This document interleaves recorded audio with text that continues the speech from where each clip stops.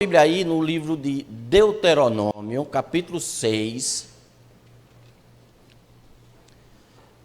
Se você for do texto no papel, abre no papel. Estou vendo aí um já mexendo no celular, não tem problema, não vejo dificuldade. E tem uns que sabem de cor, porque não tem nenhuma coisa nem outra. Ah, botou aqui, é? Não, não botou ainda não.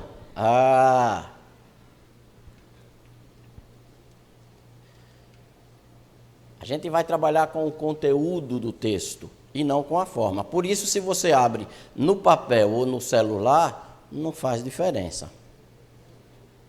Não é isso? Mas antes desse texto, pode deixar ele aí. É o mês da escola bíblica dominical. Então a gente precisa definir logo do que é que a gente está falando. E eu quero dar ênfase no bíblica. Bíblia. Então a gente precisa, em primeiro lugar, definir o que é Bíblia. Costumamos chamar de Bíblia sagrada, ou seja, é um texto que para nós ele tem um caráter santo, sagrado, consagrado. Mas o que é a Bíblia?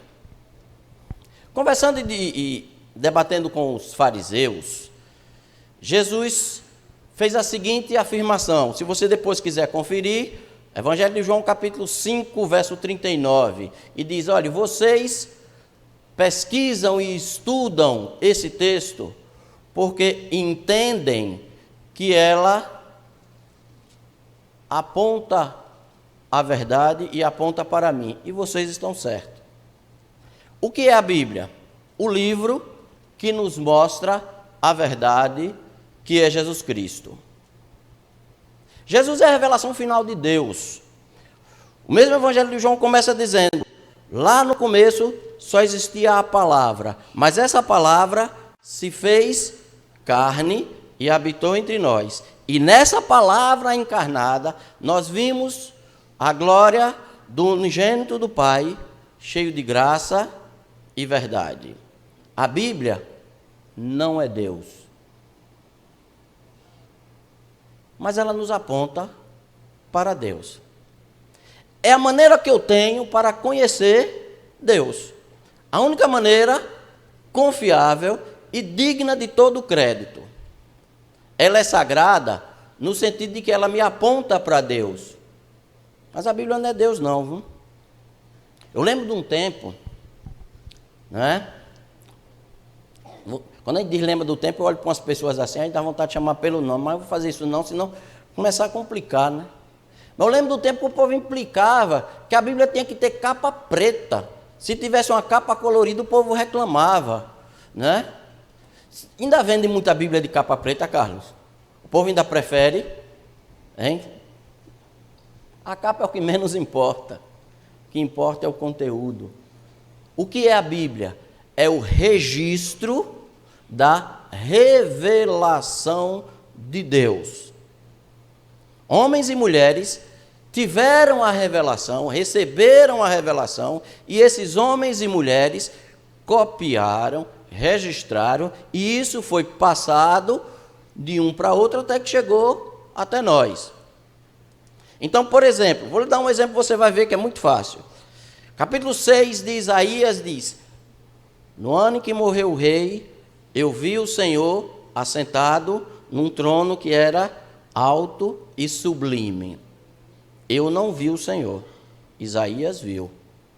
Então, quando eu leio ali, eu não estou tendo a revelação, mas eu estou lendo o registro de quem recebeu a revelação e copiou de maneira fiel. Então, o que é a Bíblia? É o registro fiel da revelação que me aponta para Deus. Definido no que a gente vai trabalhar nessa manhã, não é? Tentei ser o mais didático possível, Rosiane. Vamos lá. Agora vamos para o texto de Deuteronômio. Situando. Deuteronômio é aquele resumo geral da lei, do que Deus deu através de Moisés, nos livros anteriores, e agora Moisés vai compilar, resumir e apontar o que tinha de principal na lei e precisava ser relembrado. No capítulo anterior, Moisés tinha lembrado ao povo que o povo mesmo não quis conversar com Deus quando chegou no pé do Monte Sinai. Olha, esse Deus aí, esse negócio sério, peraí, tenha calma. Faz o seguinte, Moisés, você sobe no monte, você se encontra com Deus, você ouve de Deus o que Deus tem para dizer, depois você desce aqui e traz por escrito, porque se a gente, vamos ser sinceros, o povo não estava de muito errado não, porque enquanto Moisés subiu, o povo inventou um tal de um bezerro de ouro, você imagine. Moisés tinha acabado de falar isso, de apresentar, lembrar o povo, e agora ele chega no capítulo 6 e vai... a gente vai ler até o verso 9, vamos lá. Estes são os mandamentos, os estatutos e as ordenanças que o Senhor, o seu Deus, ordenou que eu ensinasse a vocês, para que os cumpram na terra em que vão entrar para dela tomar posse. Verso 2. Desse modo, vocês, seus filhos e seus netos, curiosidade, na língua hebraica da Bíblia não tinha palavra para neto, é por isso que nas versões tradicionais é o filho do filho, mas o filho do filho é o neto, né? Então tá errada essa tradução não, viu? Os seus netos temerão o Senhor, o seu Deus, e obedecerão a todos os seus estatutos e mandamentos que eu lhes ordeno todos os dias da sua vida, para que tenham vida longa. Verso 3. Ouça e obedeça, ó Israel. Assim, tudo lhe irá bem, e você será muito numeroso em uma terra onde fluem leite e mel, como lhe prometeu o Senhor, o Deus dos seus antepassados. Ouça, Israel, o Senhor nosso Deus é o único Senhor. Também antes de continuar a leitura, essa é a declaração de fé judaica. Se você vai ser judeu, você tem que declarar isso aí, né? No original é um texto interessantíssimo, com 4 palavras só, e tem uma sonoridade muito legal, mas deixa o hebraico para esse povo. Ali é professor de latim, não é de hebraico, mas depois a gente pode conversar também sobre isso. Eu fui ler em latim como é, em hebraico é mais bonito. Verso 5. Ame o Senhor, o seu Deus, de todo o seu coração, com toda a sua alma e com todas as suas forças. 6. Que todas essas palavras que hoje lhe ordeno estejam no seu coração. Guarde essas palavras no coração. 7. Ensine-as com persistência a seus filhos. Fale sobre ela quando estiver sentado em casa, quando andar pelo caminho, quando se deitar, quando se levantar. Amarre-as como sinal nas suas mãos e prenda-as na testa. Outra curiosidade. Então, por enquanto, só nas curiosidades, ainda não chegamos na análise do texto, mas é bom. Os fariseus, eles faziam uma leitura literal desse texto. E essa frase é minha. Toda leitura literal do texto atrapalha mais do que ajuda. Certo? Mas o que é que os fariseus faziam? Eles amarravam numa caixinha de couro umas tiras com o texto anotado e colava na testa. Isso era chamado de filactérios. Você já deve ter cruzado com essa palavra lá na leitura do Novo Testamento. Era a leitura literal disso aí. É claro que não é para você amarrar o texto escrito na mão nem na testa. O ensinamento é outro, a gente chega já nisso. Vamos para frente. Escreva-as nos batentes das portas da sua casa e nos seus portões. Tinha curiosidade disso aqui também, mas vamos para frente, senão a gente perde muito tempo com as curiosidades. Guarde essas palavras. O resumo, para a gente começar a entrar, Moisés está dizendo aos filhos de Israel, toda essa lei, e claro, a essa altura, a lei já tinha sido dada nos seus pormenores aos filhos de Israel, ele está dizendo, guarde essas leis. Mas eu quero fazer algum destaque para a gente entender. Eu estou muito preso aqui, já estou ficando agoniado. Deixa eu vir para cá. Não é? Tiraram até o cinegrafista daqui, ó, porque ele não consegue me acompanhar. Né? E prometo não cair. Porque, às vezes eu falo daqui e o povo fica preocupado. Não é? A palavra que eu quero destacar, que aparecem algumas vezes nessa sequência que nós lemos, é: guarde todas essas palavras, todos os dias, em todos os momentos. Há um sentido de conjunto no texto. Algumas pessoas têm o péssimo hábito de selecionar textos e achar que alguns são mais sagrados que outros. Alguns merecem mais dedicação e observação. Algumas leis são mais observáveis. E antes que você critique alguém, e eu não vou, volto a dizer, não vou chamar ninguém pelo nome, mas os mais antigos devem lembrar que só havia 1 ou 2 pecados dos quais se eliminava a gente da igreja. Não é não? Os outros você podia pecar, no máximo o povo olhava assim meio atravessado para você, mas tinha, não vou nem citar porque você lembra quais são. Só se eliminava por causa daqueles, e ainda hoje, se falar em certos assuntos, aí o texto é muito claro quando diz: toda a lei deve ser guardada.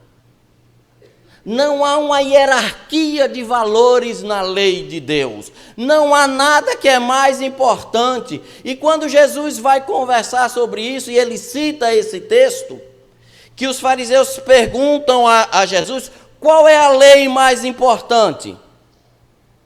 Se eu for fazer uma sequência, uma ordem aí, olha, o que é mais importante? Jesus começa citando exatamente esse versículo: amarás o Senhor de todo o teu coração, de toda a tua alma, de todo o teu entendimento. Esse é o primeiro mandamento, que resume tudo.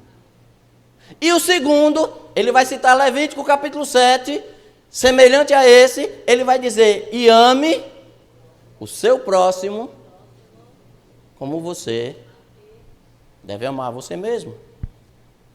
O resumo da lei é isso, é amar a Deus e amar ao próximo. Se você conseguir fazer isso, todos os outros mandamentos nada mais são do que destrinchar isso aí. Toda a lei de Deus tem que ser observada, tem que ser compreendida, tem que ser amada. Não faça escala de valores com a Bíblia, não. Não escolha o que vai seguir. Não faça distinção de texto. Eu vou entender, porque eu também vejo assim, que você vai cruzar com alguns textos que às vezes são bem complicados. E eu sou muito honesto com vocês. Eu já fiz algumas orações para Deus no seguinte termo: escandaliza não, viu? Mas eu já disse: Deus, por que você botou isso na Bíblia? Já disse isso para Deus. Por que você botou isso aí? Se esse versículo não tivesse aqui, era tão mais fácil. Mas está lá. Eu não tenho o direito de tirar, de escolher o que vai e o que não vai, o que eu sigo ou o que não sigo. Só existe pacote completo. Infelizmente, nós temos vivido, estamos caminhando num tempo do que os sociólogos da religião chamam de igreja self-service. Você vai no restaurante self-service, vai ter aquele negócio tudinho, né? Aí você escolhe: eu quero esse, e você monta o seu prato do jeito que você quiser, não é assim? Infelizmente temos vivido um tempo de igreja self-service, em que você escolhe: isso aqui eu quero, isso aqui eu quero, isso aqui, não, peraí, deixa isso aqui de lado. E você tem igrejas com perfis diferentes, e você escolhe o cardápio. Hoje eu quero ouvir um pastor que faz mais zoada. Hoje eu quero um mais silencioso. E por aí vai. Não pode.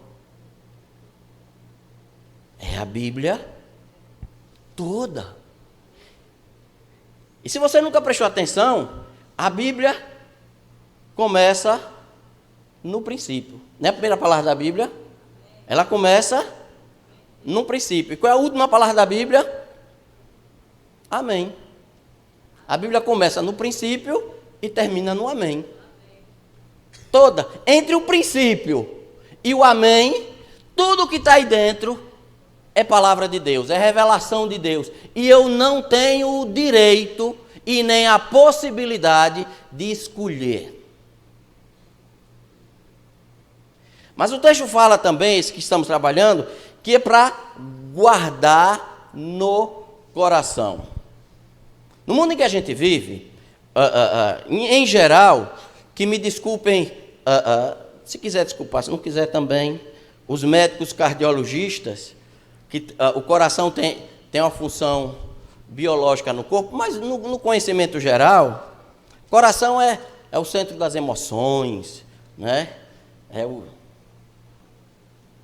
Quando o mundo bíblico fala de coração, não é disso que está falando. Talvez na psicologia moderna, o termo que mais se aproxime do conceito de coração na Bíblia é o que os psicólogos chamam de self. Não é? Quem estudou psicologia sabe exatamente do que eu estou falando. Não sou doutor em psicologia não, mas a gente tem que estudar essas coisas. Guarde dentro daquilo que você é, que seja seu, que seja a sua parte que lhe identifica esse texto. Que você seja conhecido, que você se identifique. Ao olhar no espelho, ao se identificar, você encontre uma paridade entre o que você é e esse texto sagrado.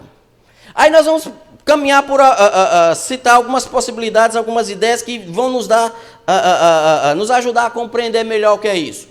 Primeiro eu quero falar em intimidade e em familiaridade. Para você colocar o seu coração, a sua vida, a sua essência, aquilo que você é, você mesmo, você tem que ter familiaridade com o texto. Você tem que conhecer. E familiaridade é uma coisa que exige um passar do tempo. Ninguém se torna familiar a nada de um dia para a noite. Quem é casado há muito tempo sabe exatamente o que é isso. Quando você se casou lá atrás, era tudo novo. E você estava descobrindo como eram as coisas, não é assim? Posso perguntar quanto tempo de casado? 17? Estou ganhando, já passei dos 30. À medida que você vai tendo familiaridade, as coisas vão se tornando comuns. Esse é um tema que eu tenho trabalhado muito esses últimos tempos, a questão do cristianismo comum, do cotidiano, do dia a dia. De ter familiaridade. Para você colocar o texto sagrado no seu coração, você precisa ter costume com esse texto. Tem que fazer parte do seu dia a dia.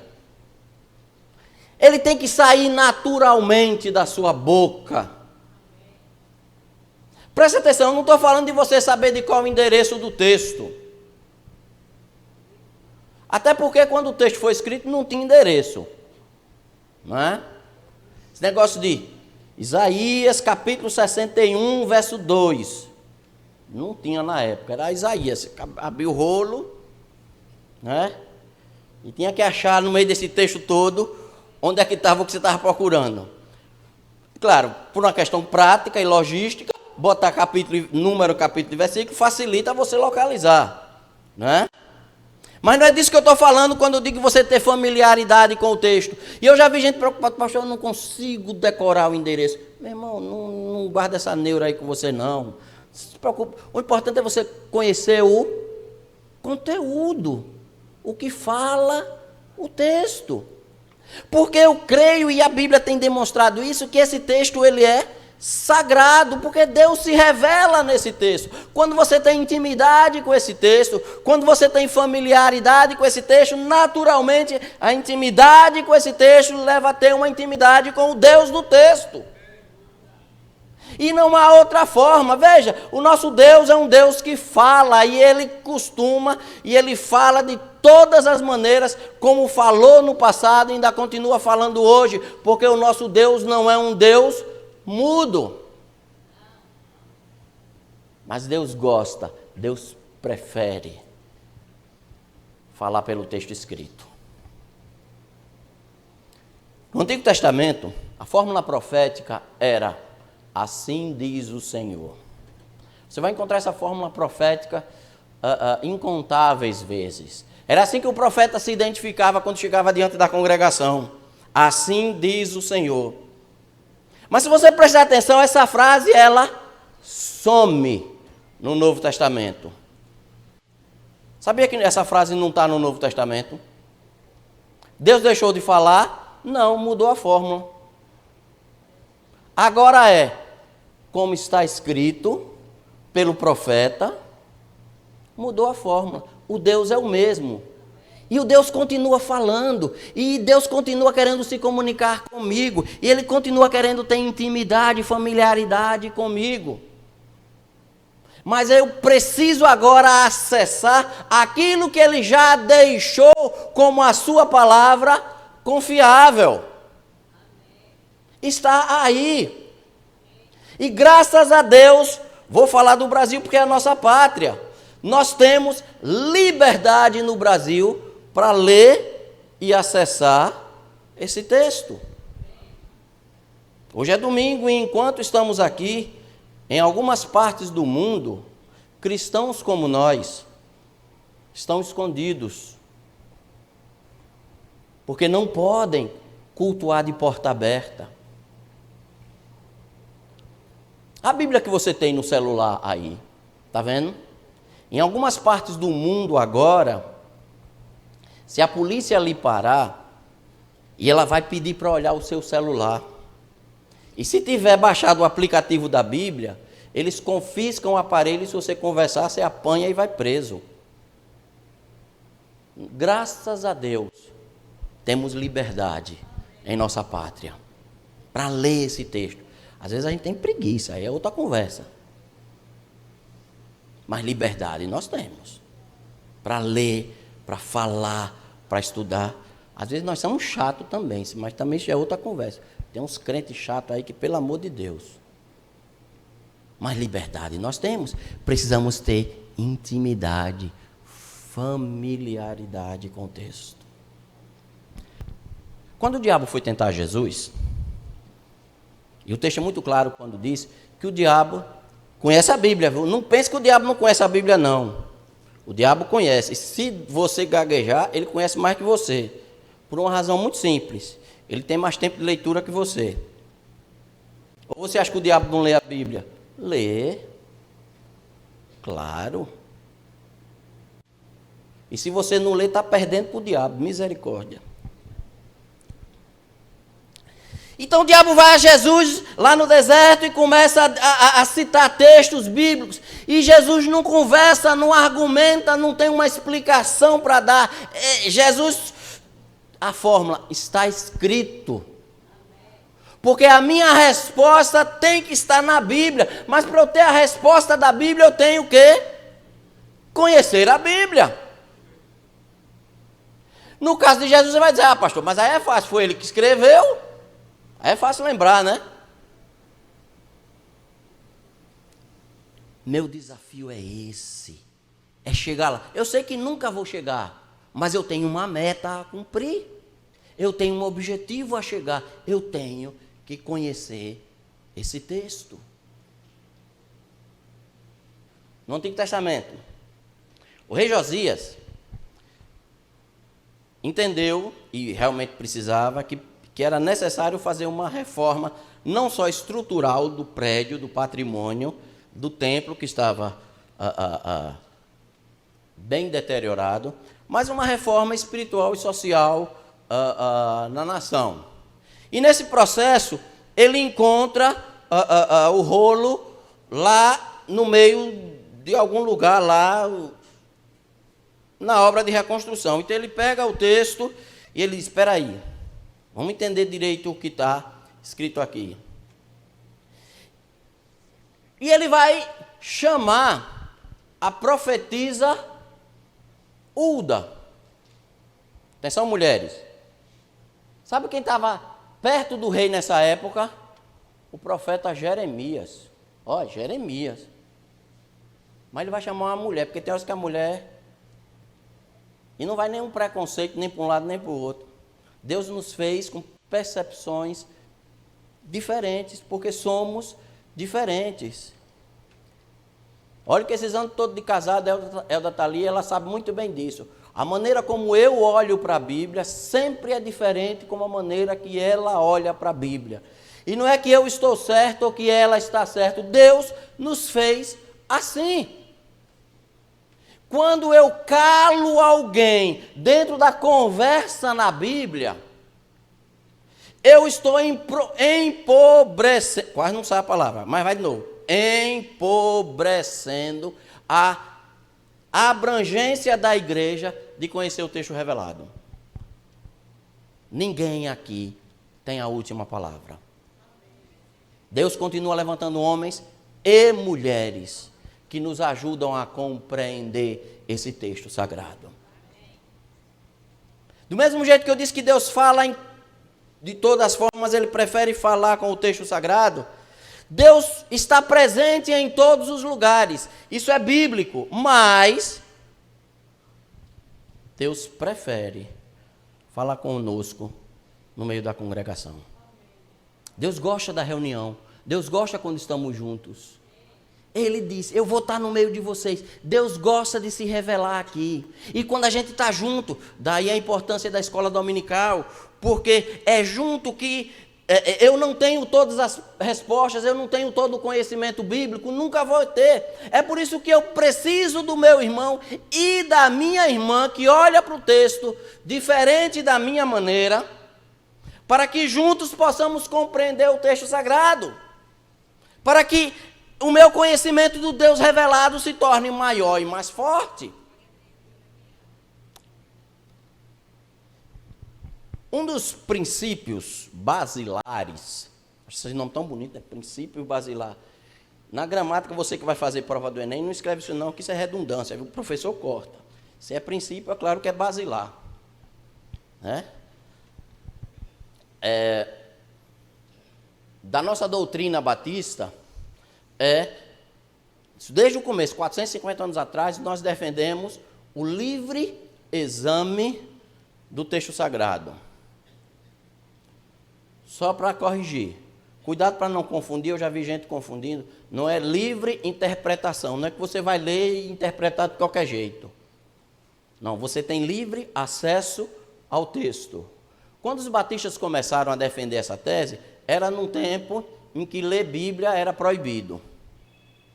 Somente alguns enclausurados que tinham acesso ao texto sagrado.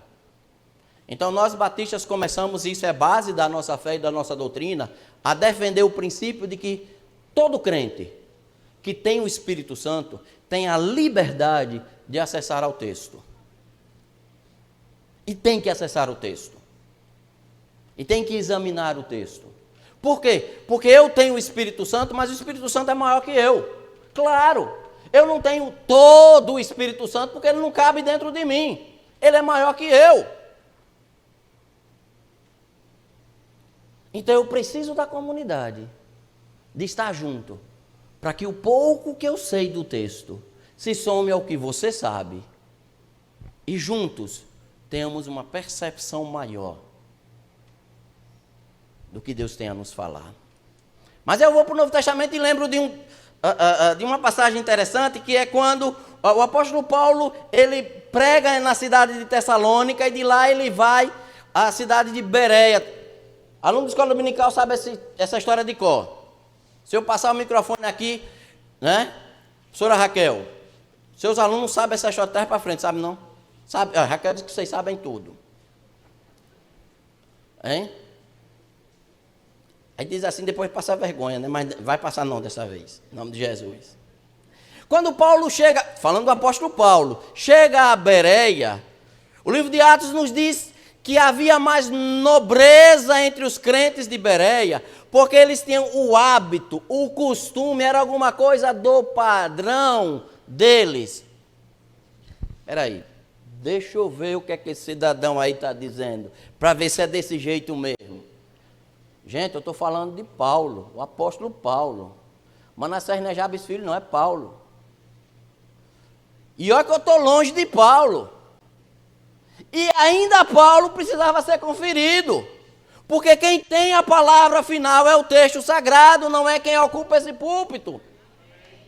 E às vezes, e agora na internet você tem pregador de todas as colorações que você quiser, gente boa e gente ruim, gente que fala bem. Ah, mas eu ouvi fulano de tal dizendo. Sabe qual é a pergunta que é a cara de crente batista? A nossa cara, desde a origem. Sim, mas o que é que diz o texto mesmo? Isso é a nossa pergunta. Não é ofensa. Digo como pastor que tenho certeza que Paulo Sérgio também não vai se ofender. Sim, mas como é que diz o texto mesmo?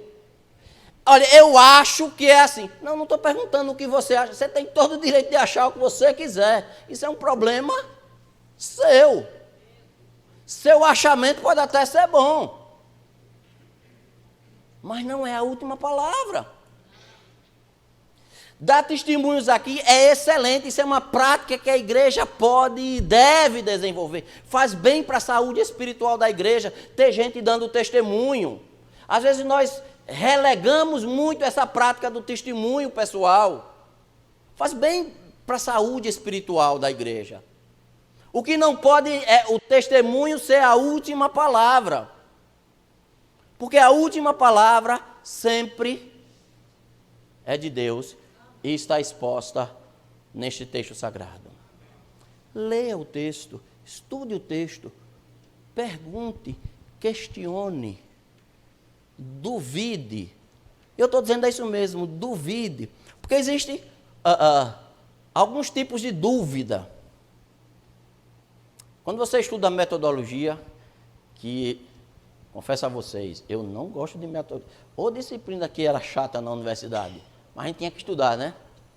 Você está porque passou por ela também. Gostava de metodologia? Pois é, como eu, também não gosto não, mas tinha que estudar. Existem tipos de dúvida. Existe aquela dúvida que é chamada da dúvida existencial, né?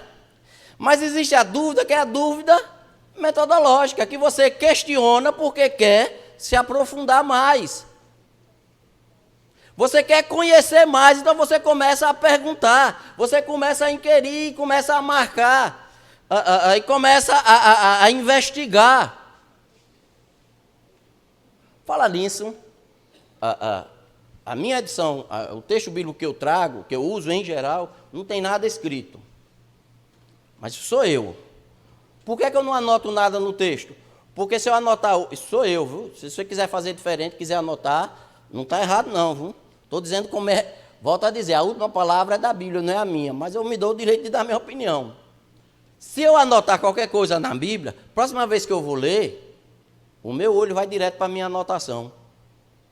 Aí eu perdi o texto, que pode ser sempre um manancial renovado. Eu gosto de ir ao texto. E hoje a gente tem boas edições variadas que a gente pode consultar, né? Algumas edições críticas muito boas. Não vou fazer propaganda de nenhum aqui agora. Tem umas ruins também, também não vou dizer aqui de púlpito quais são, não. Até porque se está gravado, depois quem publicou as ruins vai querer brigar comigo. E Carlos não vai vender, né?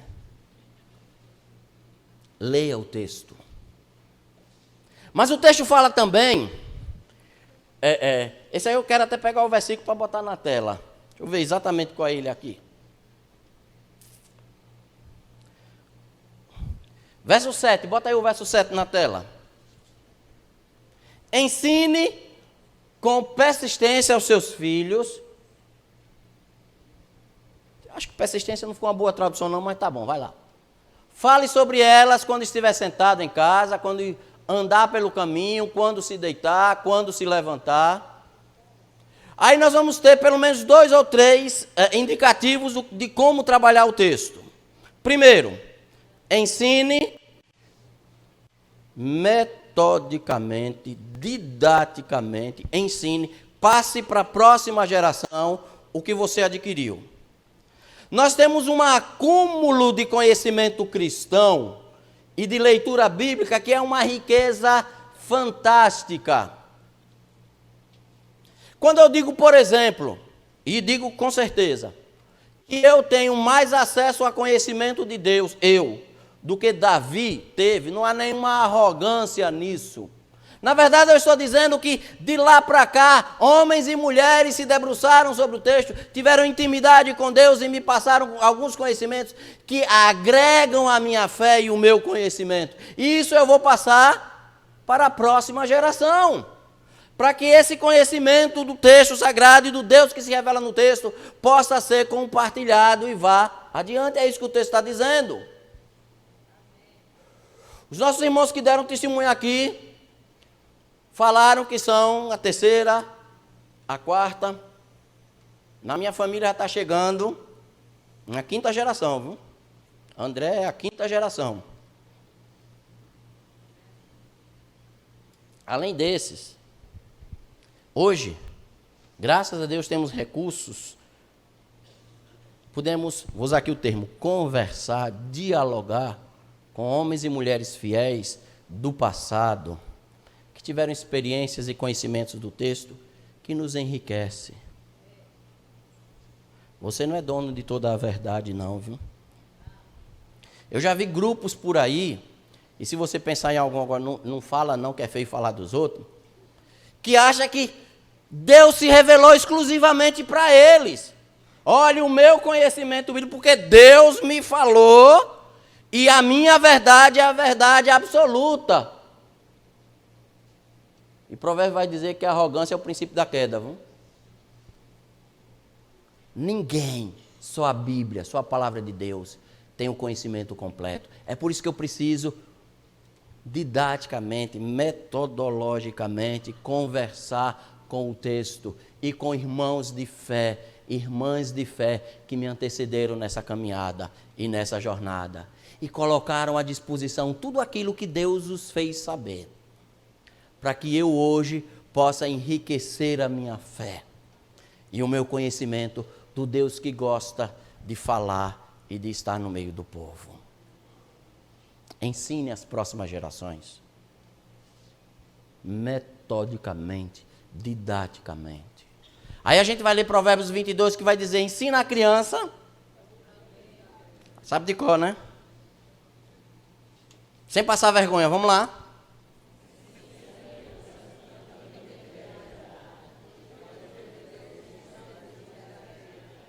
Literalmente o texto está dizendo, quando você faz um processo certo e sério de passar à próxima geração aquilo que você acumulou e recebeu, quando chegar lá, ela vai ter parâmetros seguros para tomar as suas próprias decisões. Não está dizendo que quem cresceu na EBD nunca vai se desviar, não. Eu já vi gente dizendo isso. Gente, isso é bobagem. Não é assim não que funciona, viu? Porque cada ser humano é responsável pelas suas próprias decisões. O que o texto está dizendo é que quando você faz um trabalho sério, aquilo que você recebeu das gerações passadas, né, o que ouvimos e aprendemos, o que nos contaram nossos pais, não encobriremos dos nossos filhos. Antes, contaremos às vindouras gerações as maravilhas que ele fez. Quando eu faço isso, a próxima geração vai saber tomar as decisões corretas. Sabe por que muito pai tem medo das decisões do filho? É porque lá no fundo desconfia que não ensinou direito. Fica com medo. Será? É porque talvez a culpa seja sua mesmo. Porque você não ensinou direito. Não passou.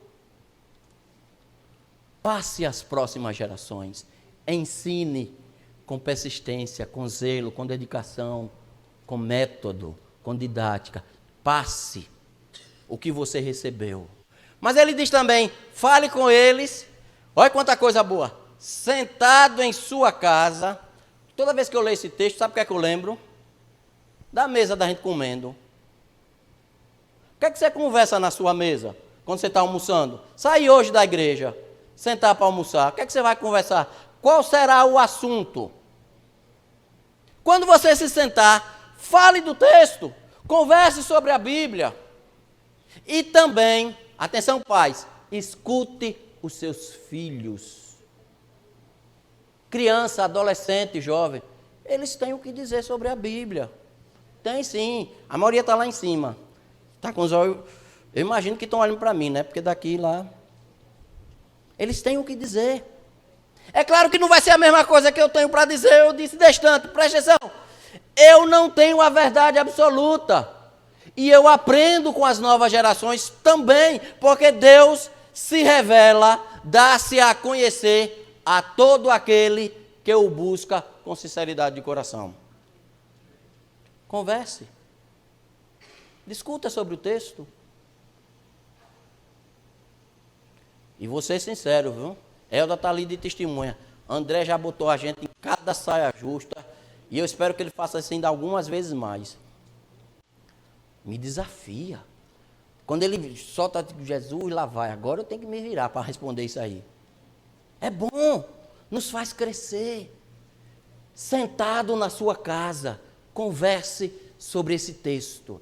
Mas ele fala também em andando pelo caminho. Ou seja, na sua vida, no dia a dia, no cotidiano, quando você não está nos ambientes sagrados, quando você não estiver na escola bíblica dominical, quando você não estiver prestando um culto a Deus, que esse seja o conteúdo da sua conversa, que você aprenda a dialogar caminhando no dia a dia.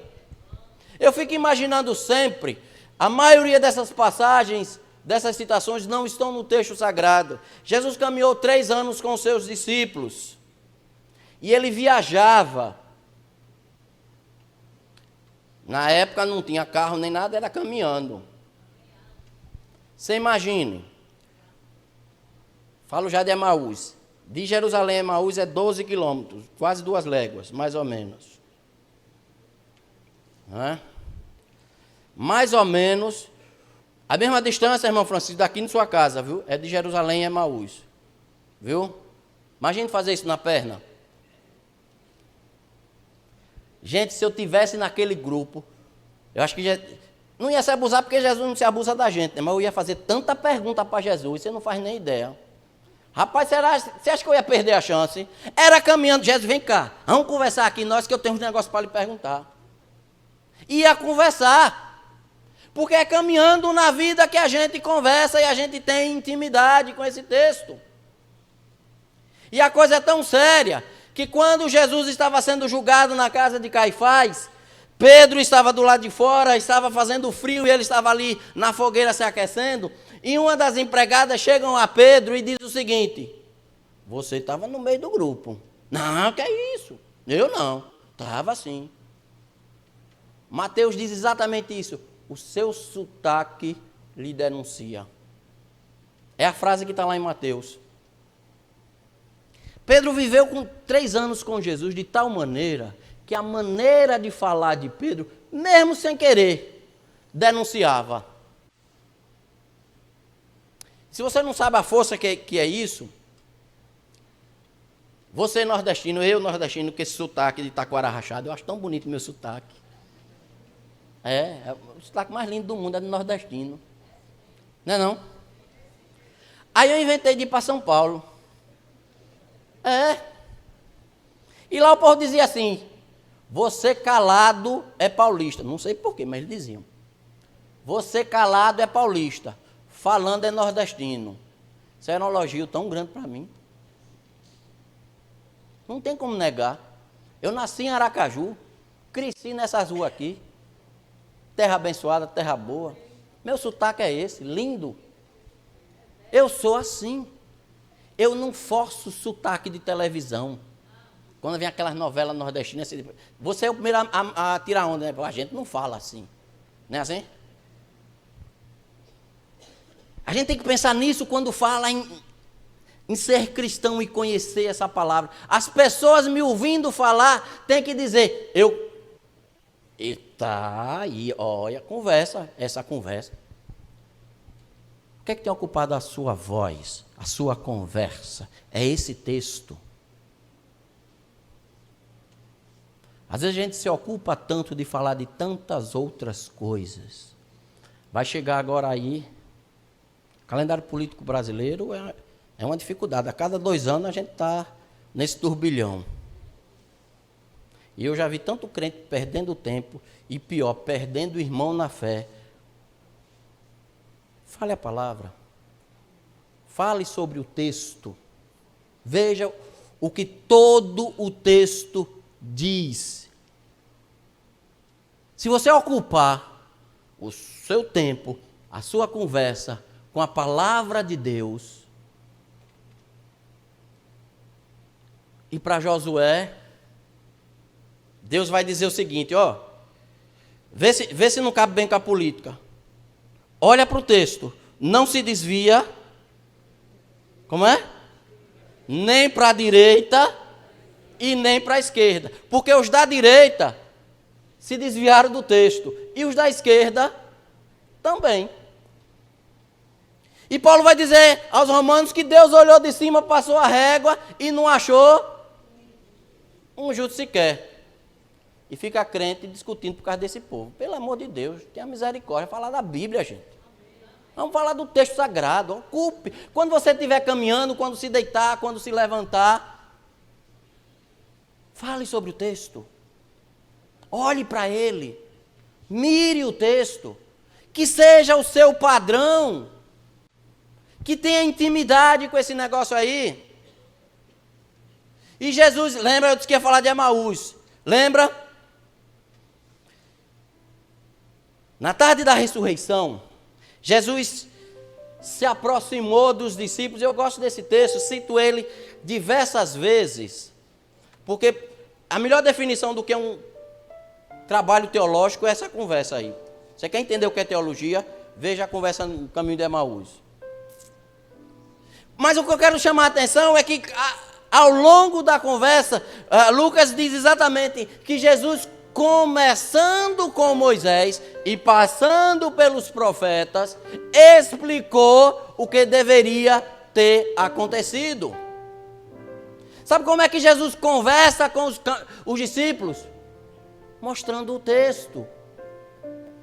É a resposta de Jesus. Olhe, vocês estão fracos. Olhe, vocês estão fugindo da cena. Olhe, vocês estão se desviando. Jesus não os critica. Jesus não os acusa. Jesus chama para o texto. Vem cá. Vem para o texto. Vem para o texto. Queridos, Jesus diz o seguinte: a boca fala do que o coração está cheio. Porque o que contamina o homem não é o que entra, mas é o que sai. Eu quero terminar nessa manhã lhe questionando: seu coração está cheio de quê? Feche seus olhos, baixe suas cabeças. O que é que lhe queima por dentro? O que é que lhe acende a paixão? É o texto sagrado? O que é que lhe faz vibrar os olhos? Porque é disso que você vai falar. Se você é uma pessoa que vive murmurando, vive reclamando, é porque o seu coração está cheio de mágoa. Porque a boca fala do que o coração está cheio. Se você é uma pessoa chata, que quando senta para conversar ninguém quer estar do seu lado, é porque o seu coração é chato.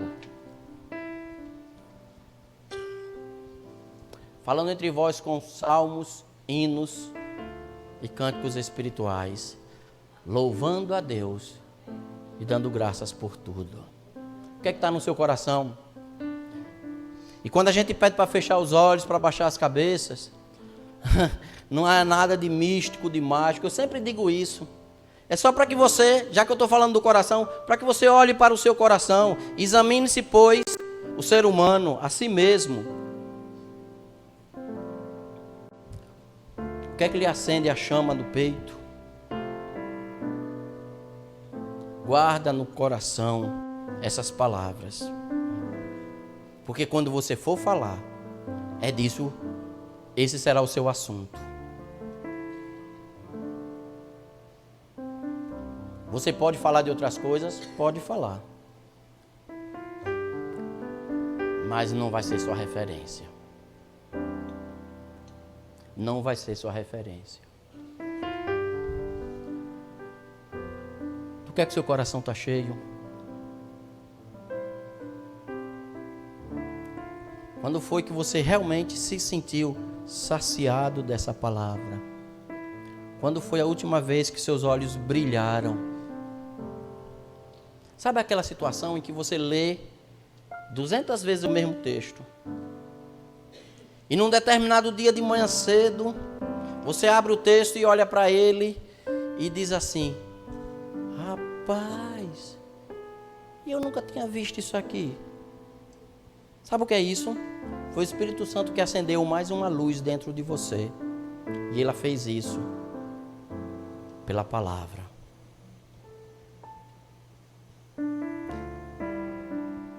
Quando você está no carro, no trânsito, do que é que você conversa? Qual é o assunto?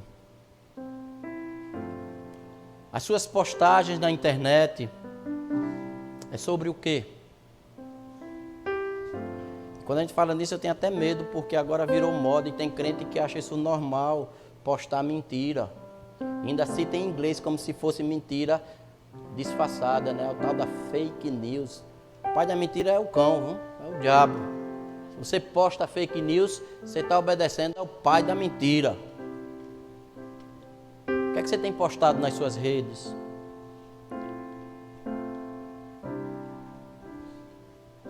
Quais são as referências que as pessoas dão ao seu respeito?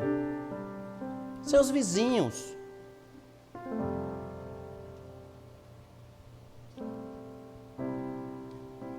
Lá no condomínio, quando diz, é aquele do apartamento tal. É uma briga lá, só ouve as panelas voando. É isso que dizem de você?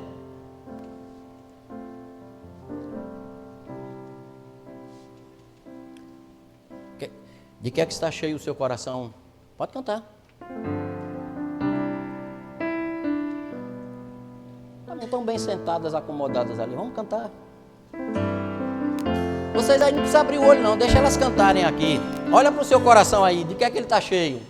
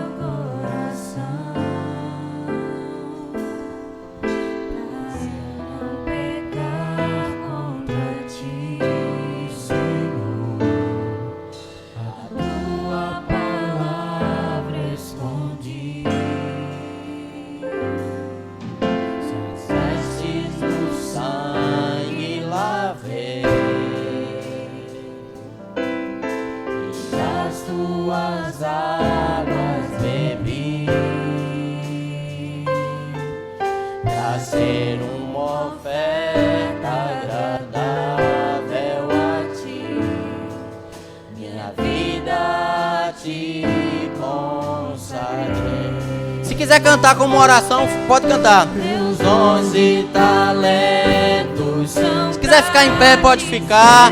Fique à vontade. Se quiser levantar as mãos, pode levantar. Faça essa oração. Dedique ao Senhor. Vejo razão pra minha vida sem ti. Tu és meu Senhor e meu Deus. Assim como o fogo refina o ouro, vem tua obra em mim completa, até que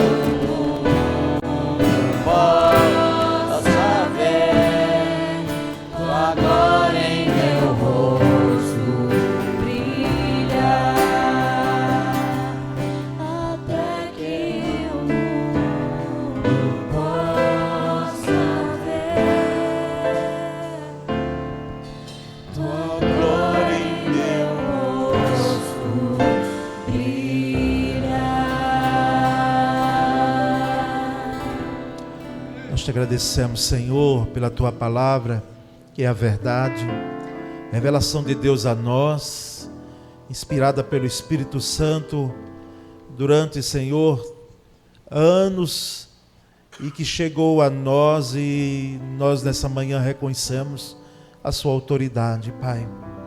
Que possamos guardá-la no coração, como ouvimos, observando-a diariamente, os teus preceitos, para a nossa saúde espiritual, glorificação do teu nome, Jesus. Essa é a nossa oração e fazemos em teu nome. Amém.